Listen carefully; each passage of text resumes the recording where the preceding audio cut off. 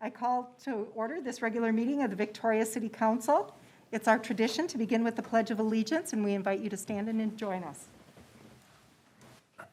I pledge allegiance to the flag of the United States of America and to the republic for which it stands, one nation, under God, indivisible, with liberty and justice for all.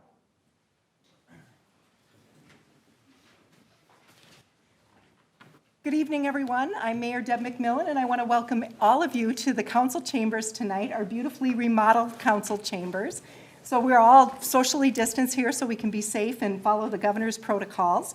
So thank you to all of you for being here tonight, and also welcome to everybody who's watching us online.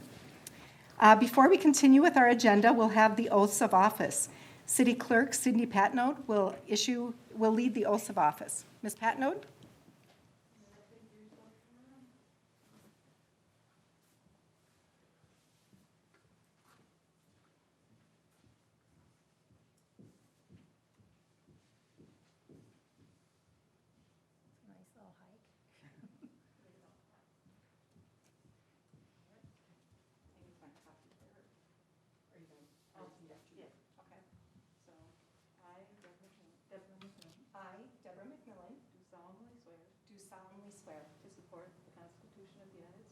To support the Constitution of the United States. The Constitution of the State of Minnesota. The Constitution of the State of Minnesota.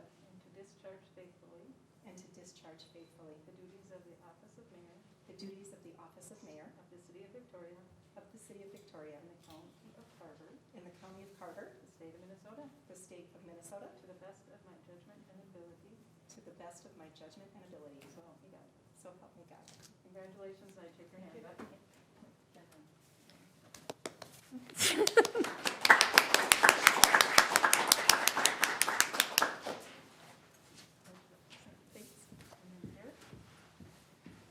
This is where we want to giggle.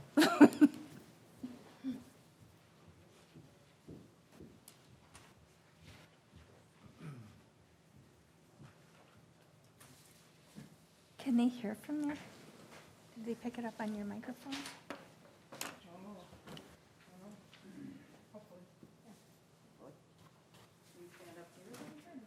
I'm wondering, can you hear us?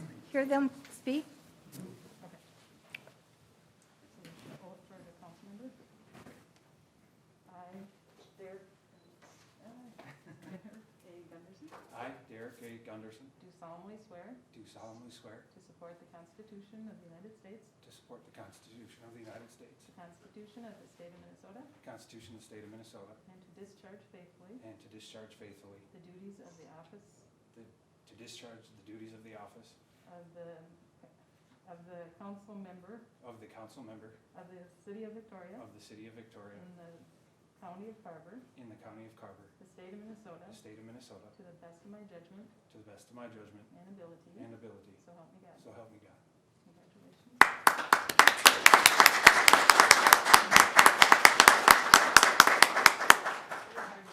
Steamed up. Yeah.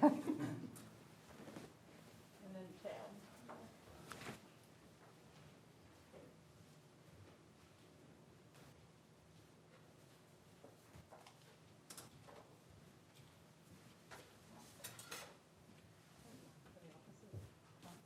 Council member. Oh, geez, I am nervous. Okay. I, Chad J. Roberts, do solemnly swear do solemnly swear to support the Constitution of the United States. to support the Constitution of the United States Gosh, I can't even see. Of the State of Minnesota, of the State of Minnesota, and to discharge faithfully and to discharge faithfully the duties of the office the duties of the office of the council member of the council member of the City of Victoria of the City of Victoria in the County of Carver, in the County of Carver, the State of Minnesota, in the State of Minnesota, to the best of my judgment and ability. to the best of my judgment and ability, So help me God. so help me God. Congratulations.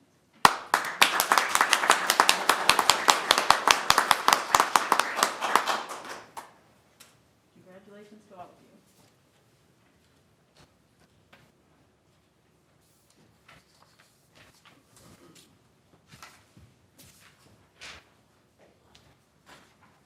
Thank you, Cindy. Congratulations and welcome to our new council. Yes. Cindy told me a gave me a little fun fact here. This is the first time since 2009 there has not been a Tom on the city council here in Victoria. So the next order of business is announcements. The city council will hold a workshop on Monday, January 25th at 5:30 to discuss the use of golf courts, ATVs, and UTVs in the city. A workshop is also scheduled for Monday, February 8th at 5 p.m. to discuss the city's 2021 legislative priorities and to hear from Sheriff Camerood on contract policing in Victoria. In other announcements, annually, the city recruits residents to serve on various citizen advisory boards. We have several openings in 2021. We have 4 openings on our Planning Commission, 2 for regular members and 2 for alternate members. We have 4 openings in our Park and Rec Committee, 3 regular members and 1 student member, and 5 openings on our new Senior Committee. We invite any resident who is interested in serving on one of the committees or commissions to apply. You can find more information about each committee on the city's website or by contacting City Clerk Cindy Patnode. The City Council is planning to interview applicants for all 3 committees on Monday, March 8th. Next, we move to our open forum. Open forum is the opportunity for anyone to address the council on an item that is not on the agenda and is not in application form that will be coming to the council in a future date. Is there anyone from the public who wishes to address the council? Nobody called either. Okay. Seeing no one, we will move on to the next order of business, and which is to adopt the final agenda. Council, is there a motion to adopt the final agenda? Motion to adopt final agenda? Second? All in favor? Aye. Aye. Opposed? None? Motion carries. Next item on our agenda is the consent agenda. Items on the consent agenda are routine, administrative, and don't require deliberation or are housekeeping items required by law. Consent agenda items are approved with 1 vote unless someone requests an item to be considered separately. Ms. Hardie, does staff wish to pull any consent item? None from staff, Madam Mayor. Does a member of council wish to pull any consent items off the agenda? No, Mayor. Okay. Anyone in the audience who wishes to pull something from the consent agenda? Seeing none. Members of the council, may I have a motion to adopt the consent agenda? I make a motion to adopt the consent agenda. Second? All in favor? Aye. Opposed? Motion carries.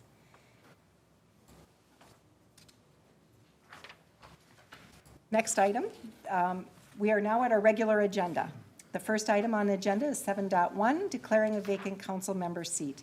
Ms. Hardie, will you please walk us through the process? Thank you, Madam Mayor, members of the council.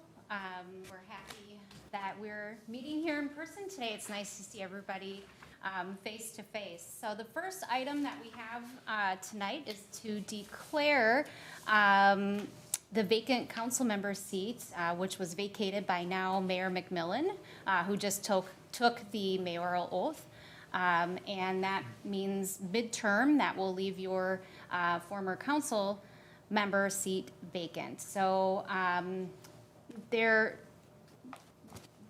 action or the motion that we would be looking for would be just to declare the vacancy, and then we'll discuss how to fill that vacancy as the next agenda item.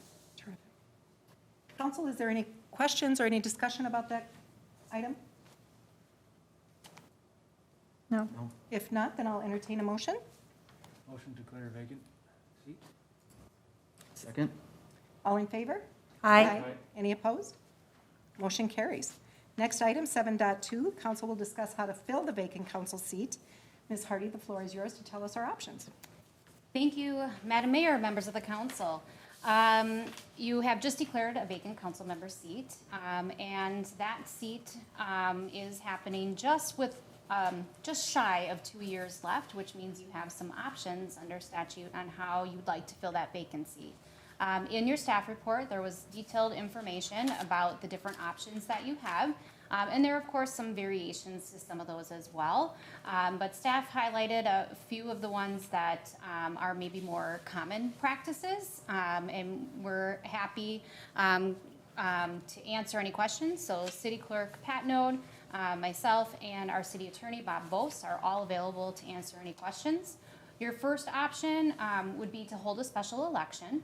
And in there, we've detailed some pros and cons or things to think about for each of the options. When it comes to the special election, the highlights for that would be it's a slower process than appointing, which is another option. We think the absolute earliest that we would be able to hold that election would be April 13th, the second April, or the second Tuesday in April.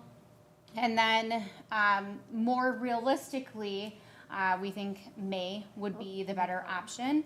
And even with that, the city clerk does administer all of our elections, and that would be primarily, we'd be shifting all of her responsibilities to getting ready for that. So we would need to backfill some of her duties, so her city council, city clerk duties, the day-to-day stuff, to be able to do that. So there is a cost associated with the special election. Staff anticipate that that's about $16,000.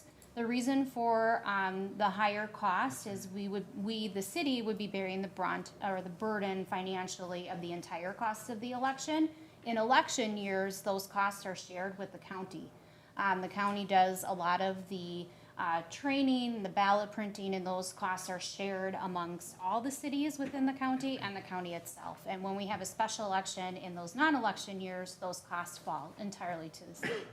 The other options are to do an appointment, and we've highlighted two common ways to do that. One is to just nominate somebody and make the appointment.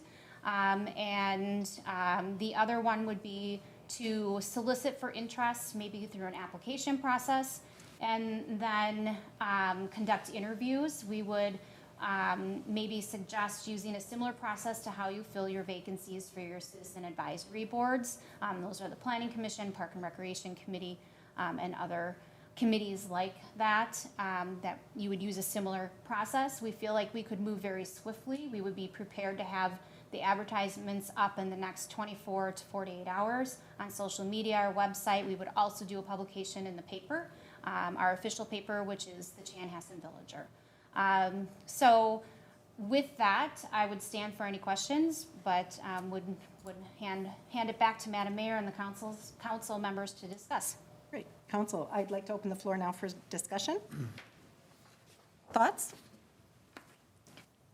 Of course I do. I think that we should advertise for the vacancy. And the reason being is it gives people the opportunity to come forward and show their interest and be able to join in an atmosphere rather than a special election. We talked about, when I first came onto the council, we talked about a 2-year deal for the mayor, and it was determined that it was just too expensive for somebody to have to campaign for such a short period of time. So not only is it an added expense for the council and the city, it would be an added expense for the people trying to run for office. And by the time it's all said and done, we're talking a year and a half tops. So I would like to recommend that we go with the advertising for the vacancy and do the interviews. I also, it wasn't brought up here, but I was wondering if council would want to do it that way, or even have a little more public input and have a committee of residents and the staff and committee members also be involved, like we did with Dana when we interviewed her. So that's a thought. Mr. Vose, is that customary to have a committee of residents or staff join in that process, or is that something that's the responsibility of council? Yeah. Well, Mayor and Council, nice to see the new council members. Good question. In my experience, that would not be a typical way to do it, and I think now I'm sort of having not been through that approach, which obviously is a perfectly sensible approach. Having not been through it, I haven't been asked the question before, but I suspect The reason that's not a common approach is that, of course, then the selection by the council of the committee becomes in and of itself a bit like making the appointment, right? Who you select to be on the committee and then give input back to the council will influence what that input is. So you're sort of almost deferring the choice for the council on to deciding who's going to be on the committee rather than simply choosing who the appointee is going to be. And Mayor, to your point, there's no doubt, I mean, the statute's just quite clear that it says, in every case, whether it's more than 2 years or less than 2 years, the council needs to make an appointment. And so the legislature has just decided that you must make an appointment. You can also, where there is more than 2 years, you're required to, and if there's less than 2 years, you can choose to, you can also have a special election. But either way, you're going to have to make an appointment. And the legislature has simply said that's your duty, that's your job to do that. So I think it would be unusual to use a committee, and the other thing, this is a staff thing, not a legal thing, is I guess there is just a timing question. I don't think you want the council to proceed with 4 members longer than you need to, and I guess I'm not sure how quickly a committee process could get through vetting candidates and bringing forward a recommendation. That would clearly add at least a little bit of time to the process. I think you should try and proceed with some haste. I would agree. I've always been of the opinion that a special election with less than 2 years is too expensive for the community. And we just had a transparent process with Chad and I and Mayor. And I think that barring appointing the person that finished in third to the open seat, we should send it out applications and this council should make that decision because that's what they elected us to do. Cities next door to us both have been in the same position. One, I believe, has the same exact choices that we have tonight, and they're making that right next door. So, barring anything unusual, I wouldn't. I think we'd have to then go through a selection process of a committee and then go through the selection process of a council. I think that slows us down. I want to make sure that we're getting to city business as quickly as we can with a full lineup of council members. Great, thank you. Councilmember Roberts? Yes, I mean, I don't have much to add to Councilman Black and Councilman Gunderson. I agree, right? We should, the cost is just way too high for 2 years remaining. It's not in the best interest of the city. Instead of doing a committee, maybe, if we're doing interviews up here, right, we can have an open fort where people can speak up if, there's someone that they believe is a great candidate or not a great candidate, right? Like that they can have an open opportunity to speak up at the interview process. But other than that, I agree completely with my other colleagues. I like that. Great, I too am in agreement. So, Ms. Hardie, if we move forward with an appointment process, what's an adequate amount of time to take applications? I mean, I think we would want candidates to submit a resume, letter of interest, let us know what your background is. Let's talk through that timeline a little bit. Thank you, Madam Mayor, members of the council. Staff had an opportunity to just kind of do some thought, thinking ahead of time on what that process could look like. We would recommend keeping it open probably close through the end of the month and maybe scheduling interviews for your February 8th meeting. If you wanted to move that quickly, I think that's very reasonable. It gives people enough time to think through what they want to do, ask any questions. Anybody interested could be reaching out to any of you and ask questions. They could reach out to the city clerk, to me, on what does that commitment look like.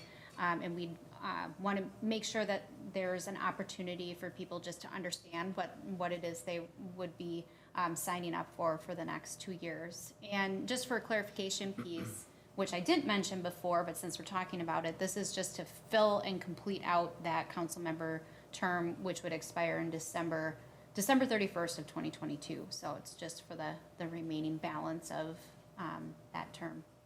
Would it be safe to say, once the motion's complete here tonight, that if anybody's watching at home, they can start putting whatever they want to send to us? Yeah, and the application process is then open?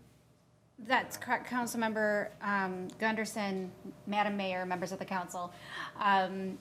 Yes, we are prepared we are prepared to start advertising, and I think as Mayor McMillan noted, we would suggest taking a letter of interest and a resume as part of that application process and create a packet essentially for council, just like we would with those advisory committees, for you to get and review in advance, give you, 4 or 5 days to review those, just like we would with any other agenda packet, and bring that back for your meeting on whatever day you would choose to do that. And I think it's reasonable to do it as soon as February 8th. If you wanted to give a little bit of extra time to the process, you could still do that for I think it's February 25th meeting.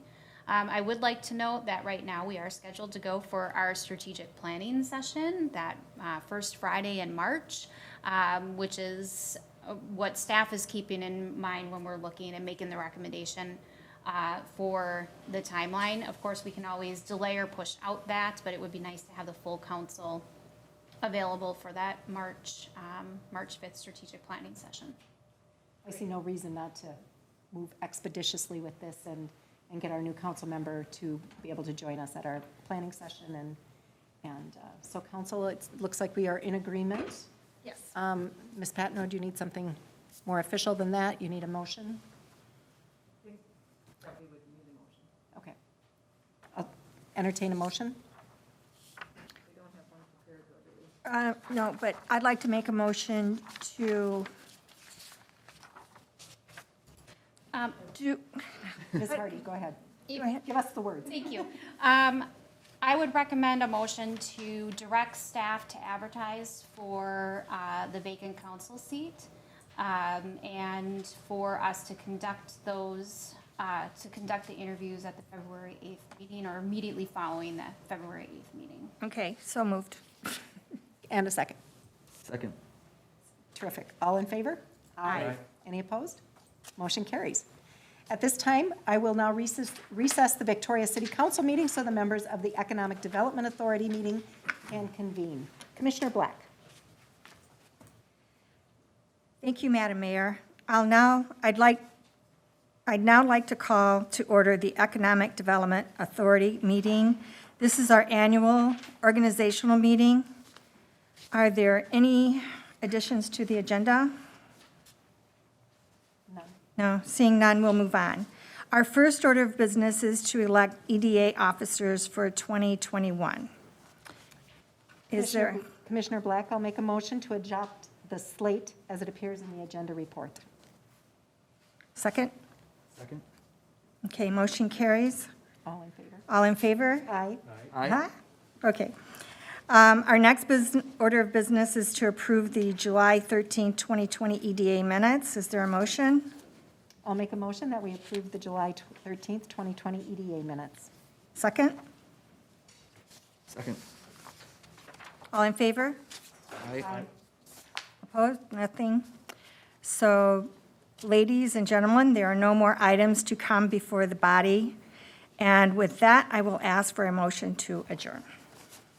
I'll make a motion to adjourn. Second? All in favor? Aye. Motion carries. We will now move back to our regular city council meeting.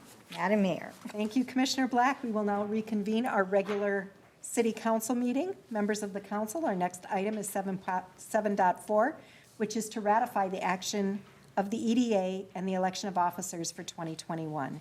Is there a motion to adopt the resolution? Motion? Thank you. Is there a second? Second. All in favor? Aye. Motion carries. Our next item on the agenda is the roundtable. The roundtable is a means for the council to gain input from fellow members on items they would like staff to explore. Ms. Hardie, is there anything from staff? None from staff, Madam Mayor. Council, anyone from you on the roundtable? Tonight. I think we're good for first meeting. Seeing none, we'll now move on to reports. Attorney Vos, any reports from you? Mayor, Council, I do not, thank you. Ms. Hardie, anything from staff? Thank you, Madam Mayor. One quick item this evening. I think it was back in November, December 14th meeting, when we were giving the update on our strategic planning session, we had talked about the number of workshops that were held in 2019 and 2020, as well as 2018. And I do need to make a correction about the number of workshops held in 2018, and that number is 11. So thank you for allowing me to make that correction. Thank you for the clarification. Anything else, Dana? Nothing from staff, Madam All Mayor. right. Anything else from council? Oh, we're No good. reports from council. Members of the council, there are no more items for the body this evening. May I have a motion to adjourn? Motion to adjourn? Second? Second? All in favor? Aye. Aye. Thank you. Motion carries. We are adjourned.